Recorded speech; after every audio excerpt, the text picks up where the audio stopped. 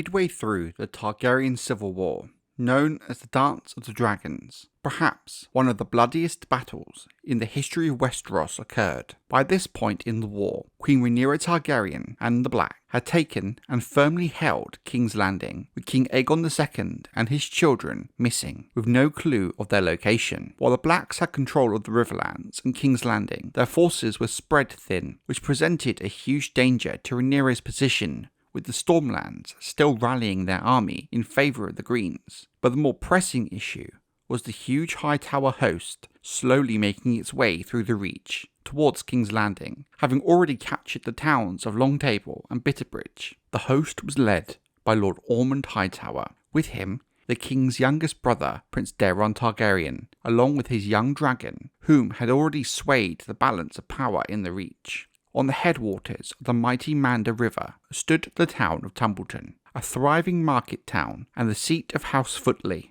the kind of town you'd likely see up and down Westeros, a normal, average town. The castle overlooking the town was stout but small, garrisoned by no more than 40 men, but thousands more had come upriver from Bitterbridge, Longtable, and further south as the Hightower host approached. The arrival of the strong force of the Riverlords after the dismantling of the Greens' forces in the Riverlands swelled their number further and stiffened their resolve to push back against the Hightower host. Fresh from their victory at the Butcher's Ball came Sir Garibald Grey and Longleaf the Lion Slayer, with the head of Sir Criston Cole upon a spear, Red Rob Rivers and his archers, the last of the Winter Wolves, and a score of landed knights and petty lords whose lands lay along the banks of the Blackwater, amongst them such men of note as Sir Garrick Hall of Middleton, Sir Merrill the Bold, and Lord Owen Borney. All told, the forces gathered under Queen Rhaenyra's banner at Tumbleton neared 9,000 men, according to the true telling. However, other chroniclers have made the number out as high as 12, or even as low as 6,000. But in all cases, it seemed plain that the Queen's men were greatly outnumbered by the coming Hightower army, and that's not even taking into account their dragon. So, there was no doubt the arrival of the dragons Vermithor and Silverwing from Dragonstone, with their riders, the Dragonseeds, Hugh Hammer and Ulf White, was most welcome by the defenders of Tumbleton. Having two large, experienced dragons against Daeron and his younger dragon Tessarion could very well turn the tide of the battle, but little could they know the horrors that still awaited them. The hows and the when and the whys of what has become known as the treason of Tumbleton remains a matter of much debate, and the truth of it all will likely never be known. However, it does appear that some of those who flooded into the town fleeing before the Hightower army were actually part of that army, sent ahead to infiltrate the ranks of the defenders.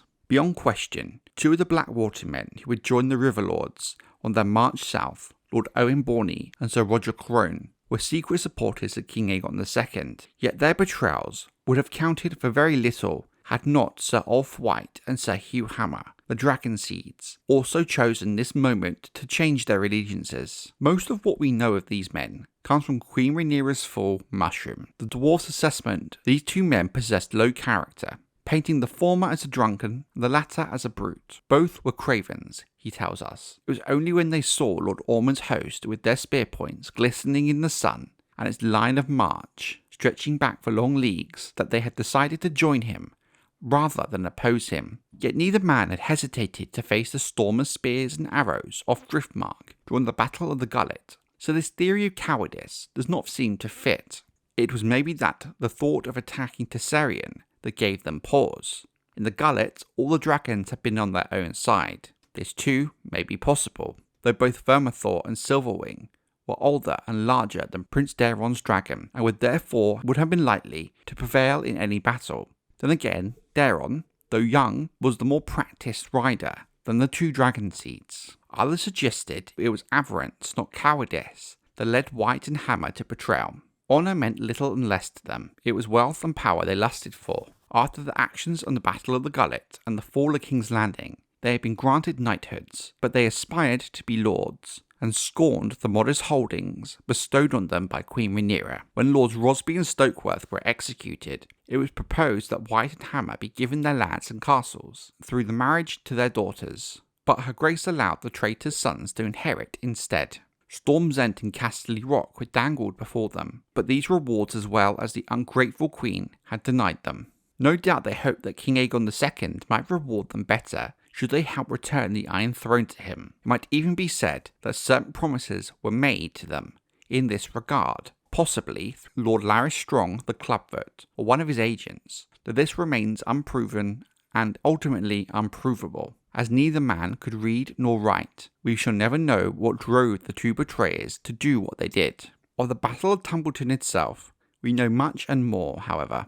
6,000 of the Queen's men formed up to face Lord Hightower in the field, under the command of Sir Garibald Grey. They fought bravely for a time, but a withering rain of arrows from Lord Ormond's archers quickly thinned their ranks, and a thunderous charge by heavy horses broke them, sending the survivors running back towards the town walls. There, Red Rob Rivers and his bowmen stood, covering the retreat with their own longbows. But most of the survivors were safe inside the gate. Roddy the Ruin and his winter wolves sallied forth from a postern gate, screaming their terrifying northern war cries as they swept around the left flank of the attackers. In the chaos that ensued, the Northmen fought their way through 10 times their own number to where Lord Ormond Hightower sat his warhorse beneath King Aegon's golden dragon and the banner of Oldtown and the Hightowers. As the singers tell it, Lord Roderick was bloody from head to heel as he came on, with a splintered shield and a cracked helm, yet so drunk with the battle that he didn't even seem to feel his wounds. Sir Brendan Hightower, Lord Ormond's cousin, put himself between the Northman and his liege, taking off Ruin's shield arm at the shoulder with one terrible blow of his long axe. Yet the savage Lord of Barrowton fought on, slaying both Sir Brandon and Lord Ormond before he died. Lord Hightower's banners toppled, and the townsfolk gave a great cheer, thinking the tide of the battle had turned. Even the appearance of Daeron and Targaryen across the field did not dismay them, for they knew they had 2 dragons of their own. But when Vermithor and Silverwing climbed into the sky and loosed their dragon flame upon Tumbleton, those cheers changed to screams. Tumbleton went up in flames. Shops, homes, steps, people, men fell burning from the gatehouse and the battlements, or stumbled shrieking through the streets. Outside the walls, Prince Daeron swooped down upon Targaryen. Pate of Longleaf was unhorsed and trampled. Sir Garibald Grey, pierced by a crossbow bolt, then engulfed by dragon flame. The 2 betrayers scourged the town with whips of flame from one end to the other.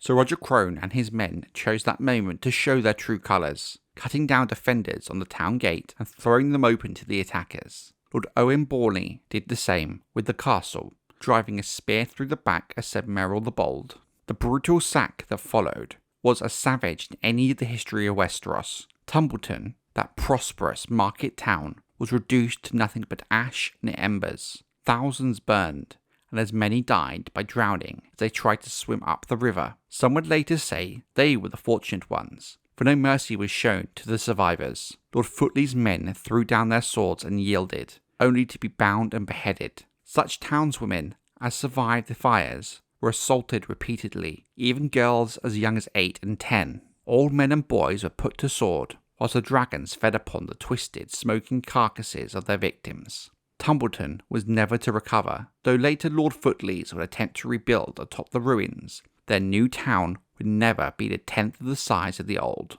for the small folk said the very ground of Tumbleton was haunted. The First Battle of Tumbleton and its sacking is by far one of the most bloody Westeros was to ever see.